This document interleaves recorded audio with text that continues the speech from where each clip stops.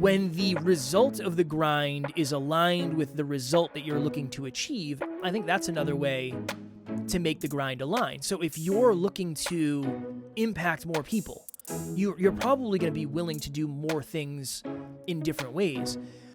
Are you working hard each day to become better so that you can align your life more and more and more effectively? Are you getting to know yourself at a deeper level so that you can figure out what is more aligned and what isn't? Next Level Nation, welcome back to another episode of Next Level University, where we help you level up your life, your love, your health, and your wealth. We hope you enjoyed our latest episode number 1484, Why Being Vulnerable is So Hard. Today, for episode number 1485, happy Tuesday, How Aligned is Your Grind? Not only does that flow nicely, it rolls off the tongue, but I think it is always a powerful concept for us to talk about. Disclaimer, Alan and I have been working very, very diligently today, setting up the next round 12 of group coaching. So we are a little bit crispy, I would say. We are very tired. If you look into my eyes, you can tell. I was just crying because I was laughing so hard. So I promise all the things are good, but if Alan and I do not look well physically, we are doing just fine. It's been a very, very busy day/weekend, more for Alan than myself. Okay. I was on a podcast Friday, I think, and this was a really good podcast, and it was a podcast that was hosted by a couple. It was a couple who did relationship coaching, but they also had this podcast. I was like, awesome, this is great. And one of the members of the hosts asked me a question. They said, after asking me about purpose and finding your purpose and all that, they said, why do you think that some people, when they get later in life, they move away from the stuff that they used to do? They don't do that stuff anymore, but it's stuff that they used to love doing. They used to work really hard. They used to find purpose in it. Why do they move away? And I said, I can't really give you an answer for everybody, but I would say from what I've seen, one, they started something with the end in mind. So you and I know a lot of people who started podcasts so they could make money and then stop the podcast, and that usually doesn't work. So that's one. And then I said, I think the other thing is eventually it gets to the point where they're not getting the same thing out of it that they once were. They're not enjoying the process as much as they once were. Maybe they've gotten the result that they wanted and they realize, well, I don't really want to put the grind that I used to put in anymore. And that made me think of a lot of times when people say, what's next for NLU? That's a question I get often. And I always laugh because I say, it's going to sound so cheesy when I say this, but I'm more of the same. We're going to get better as podcasters, better as speakers, better as coaches, and we want to do what we're doing now just on a bigger level. More impact, more mastery, more profitability, continue that cycle forever.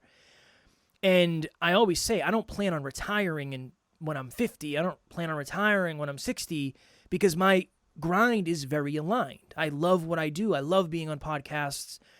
I don't love coaching as much as I love being on podcasts. Podcast is my number one, but I do love coaching now more than I ever have. So that is kind of why we're doing this episode. You'll hear a lot of people say, I don't want to grind. I don't grind. I work smart, not hard. If you work too much, you're kind of giving your life away. I don't think that's true. Especially if your grind is aligned and it's something that you really, really, really enjoy doing. Imagine you're someone who enjoys painting and it takes you, let's just say it takes you 100 hours to do a painting. That's a grind. But for you, if that's something you really enjoy and you love it and it fills you up and it gives you more energy and it energizes you and it's something that you can't imagine your life without, I would say your grind is very aligned and you're more likely to stick with that for a long enough period of time to actually see some sort of result. I keep talking about this adventure at Chauncey's Peak because it's such a good example of this. The climb up that mountain was really difficult. It was a grind. It was wet out. The rocks were sharp. I was trying not to hurt my ankles. It was a little bit of a trudge. We kept stopping to take photos, which was nice. But then the whole experience was super fulfilling. And I think that that's the difference here is how aligned is your grind? I'm convinced that everyone has struggles behind the scenes, no matter what you're doing. You know, even if you're playing your favorite sport professionally, you still have to go to practice. You still have to. I always say no one likes the Stairmaster. It's kind of a joke that I use because it doesn't matter how wealthy you are, it doesn't matter how healthy you are, it doesn't matter how in love you are. The Stairmaster sucks the same amount for all of us. And I guess if you're a little healthier, it'll suck a little less because you'll have better cardiovascular and be able to do it better. But the point is the Stairmaster always sucks, and it's always going to suck. And I just think that's a good analogy for life. It's kind of like the stairs that you're climbing in life are necessary to get to the next level. But when you do get to the next level, was it worth it? I was on book club on Saturday, and I said we can all have one of two beliefs. And these are unconscious beliefs, but we're going to talk about them because we're reading a book called Limitless by Jim Quick, and it's all about belief systems. And we actually were on a chapter called Flow. It's about flow, getting in the zone. And I don't know how this came up, but essentially the two beliefs that I do believe we all have unconsciously, beliefs I believe, too many beliefs in there. There's a lot of beliefs in there. There's a lot of beliefs in there. Is one of two things. I think that you either believe that life is a struggle and you can also make something magnificent out of that struggle, and it can be meaningful and positive because of what you make of it. Or you have an unconscious belief that life should be easy, and anytime life isn't easy, you think something's wrong with you or wrong with the world. And that second one I think is really dangerous. I talk often about how I was born into a very painful situation because my dad died when I was 2, and my mom and my sister had a really, really hard time with that. I didn't really know him because I was so young, so I only saw the indirect pain of that. So everything after that was uphill, kind of. Even though it was really, really challenging, my therapist, statistically speaking, said that she's never seen someone with more trauma. Chronic trauma, so chronic meaning over a long period of time. But the point is it's always been uphill. It's always been next level, next level, next level. It's always been trending up. And there was definitely dark times that were down. But overall, it's been trending up. And I think that that's something really powerful here. So what I want to share with everybody is, which of those beliefs do you have? That question first. Do you believe that life is supposed to be challenging, but you can also make something of that? Or do you believe it's supposed to be easy, and every time it's not easy, you think something's wrong with you, or wrong with your life, or wrong with the world because of what you see on social media? And then more importantly, back to the original point of this episode, that's going to determine how aligned your grind is. Because whether I remember middle school, high school, college, corporate, entrepreneurship, all of it was a grind. All of it has always been a grind, and it always will be. Trying to be in shape is always going to be brutal. It's always going to be tough. But is it more aligned than it used to be? Are you living more in your passions than you used to? Are you living more on purpose than you used to? Are you more profitable than you used to be? I made $7.25 an hour when I was a teenager.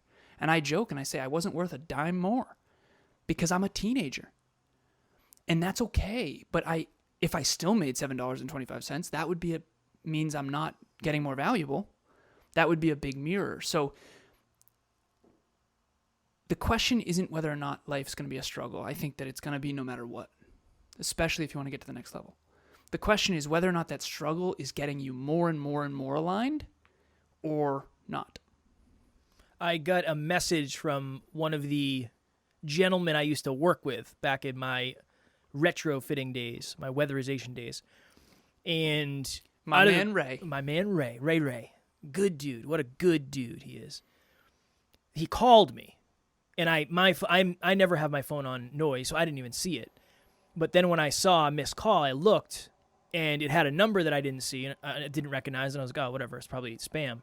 And then when I looked later, I think it was like the Apple upgraded something, and it had his name under it. So it's almost like now I have caller ID. It was like, all right, cool. And I messaged him and I said, hey man, did you call me? Everything good? And he's like, yeah, man, I was thinking of you, and I was thinking of the old times and all that stuff. How are you? It's been a long time. And I was like, dude, it's so interesting that you say that, because I've been thinking about our old times too. One of the reasons I have such a good amount of respect for Ray and a good relationship with Ray is he made my grind more aligned. When we would go into buildings, so just for context, for those who don't know what I used to do, we used to do what was called weatherization. So we would work predominantly in schools, and we would work above the drop ceilings. Believe it or not, most schools have really big attics too that you can go up into. We would work on the windows, we'd work on the doors, and some of the stuff would be outside. And I remember Ray and I were working outside New Jersey, and we were putting these giant weather stripping things on garage doors. And we both had our Carhartt jackets on, and we were freezing, and it was our Friday, and it was just brutal. It was a terrible day. But we used to just make each other laugh. And we would just have fun. We would have fun, and then we'd go to the casino after, or we'd go to Applebee's or whatever. And one of the reasons... Nice little Friday. It was a nice little Friday, yeah. One of the reasons I lasted as long as I did at that job was because Ray helped make it aligned. I mean, imagine this. Imagine working with someone that you have never met before.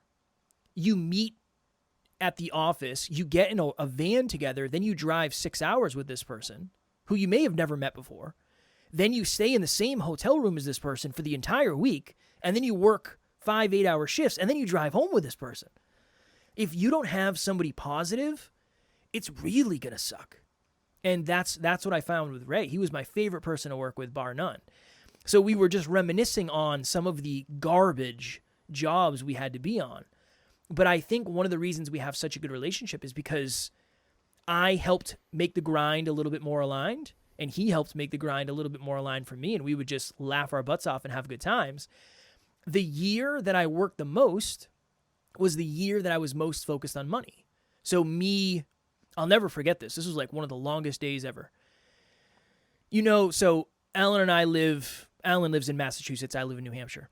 There's a Six Flags in Massachusetts. That's way out there. It's way out in Western Mass.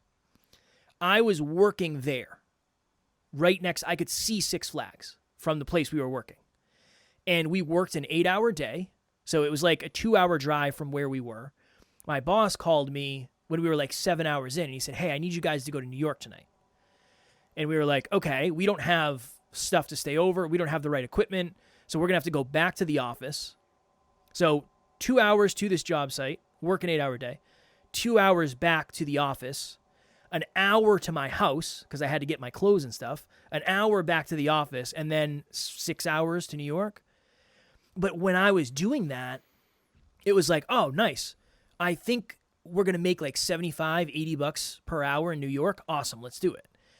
When the result of the grind is aligned with the result that you're looking to achieve, I think that's another way to make the grind align. So if you're looking to impact more people, you're probably going to be willing to do more things in different ways. Hey guys, my name is Jacob Valdelon, and I just finished Next Level Group Coaching.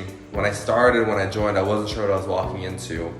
But during the entire course and the program, I figured out it's not something that I wanted to do, it's something I needed to do. They helped set me on the right path with learning how to do PPTs, peak performance tracking, and every 2 weeks I was gaining new awarenesses and getting a lot more happier, first of all, in my health, wealth, and love, but also winning more practically and tactically in business. So if you're looking to upgrade your life and get to that next level, definitely sign up for that group coaching. The real next level nugget for me in this episode is I don't want you to get lost in the potentially misleading garbage on social media that says, I worked 8 years to make $1 million and I'm going to teach you how to do it in 8 seconds. That's not real. That's layer one. That's layer one of me saying I can eat whatever I want and still be in shape. Can I do that? To a degree, yes, but that's based on me working out for the last 15 years and having having an understanding intuitively of how many calories are in what, and I exercise really hard, and I'm good at suffering, and I drink a lot of water.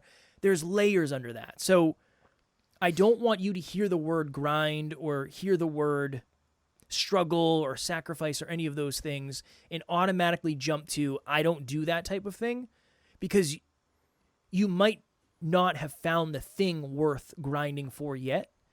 And that's totally okay. If you asked me to go back to my old job, there is no way I would grind the way I do with what we're doing. I couldn't. It's not the same. I'm not getting the same result. It's not fulfilling. It doesn't give me energy. It doesn't fulfill me. It's not something I'm proud of. But if you have all those things, I would say your grind is very aligned and you're more likely to work long enough to get the result you're after. I think underneath all that, it's just not worth it. It's fair. Yeah, maybe It's not worth maybe it. that's a piece of alignment is the result aligned with the effort you must put in to get it. Yeah, human beings will do unbelievable things when the end result is worth it. Yeah. You know, if there's someone that you love and I say, what would you do for them if they were in trouble? Your brain probably says just about anything. That's because it's worth it. I feel like one of the tough things about human beings is that we stay in our comfort zone unless we're forced out of it. Almost all of us. I mean, you know, we can get out of it a little bit, but it's not until we're really backed into our corner that we fully ignite. And whether it's a tough deadline, I mean, everyone studies right before the test. I mean, it just is what it is. It's human nature. It's human nature.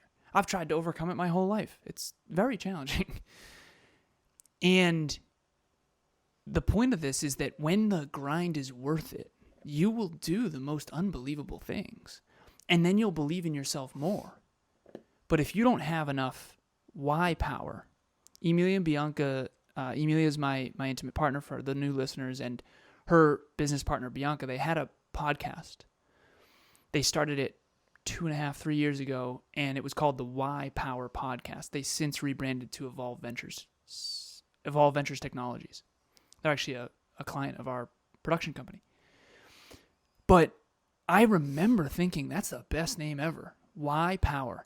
Now, the reason why I love that name is because why are you doing what you're doing? When Kev was focused on money and New York job was $85 an hour, regardless of how brutal the job was, it was more worth it. So one of the things we do at NLU is we do something called Listener Success Stories. And every other week we have a team huddle with the whole team and we talk about the success stories of the community. We talk about who's winning and why and how NLU changed their life. And the reason why is because I don't want anyone of us, including myself, to forget why we're doing what we're doing. We're not here to just make money. We're not here to just... what we're doing matters.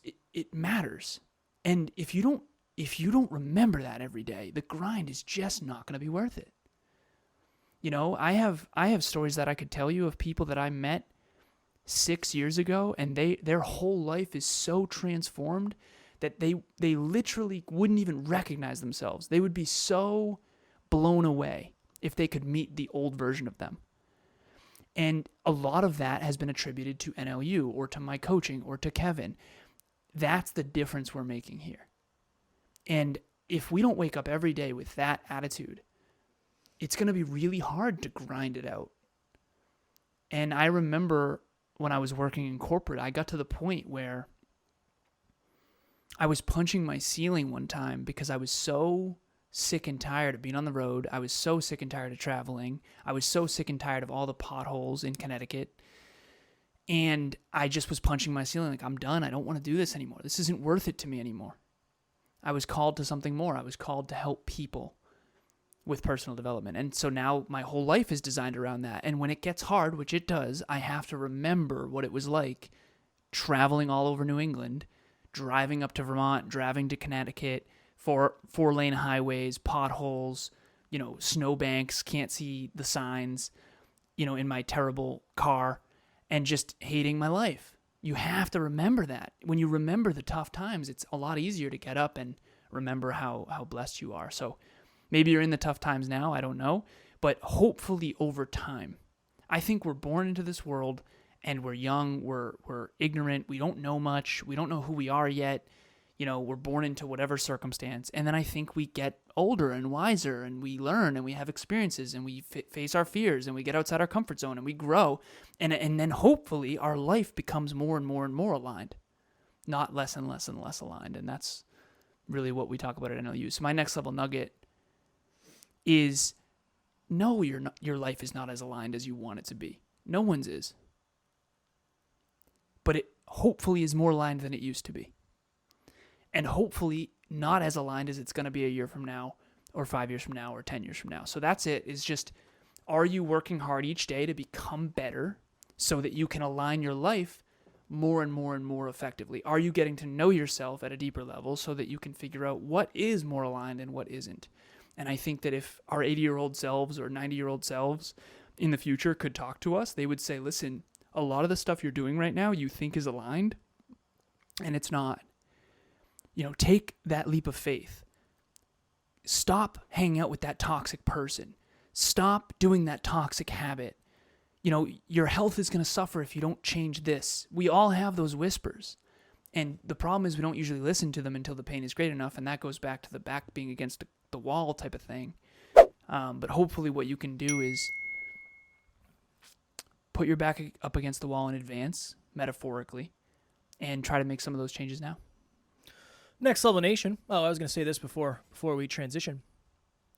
When you go with the current, you go faster with the same effort. When you go against the current, you go way slower with even more effort. So, again, I'm not saying it's going to be easy, but Alan and I doing 7 episodes a week is drastically different than you doing 7 episodes a week if you don't like speaking, being on camera, or podcasting.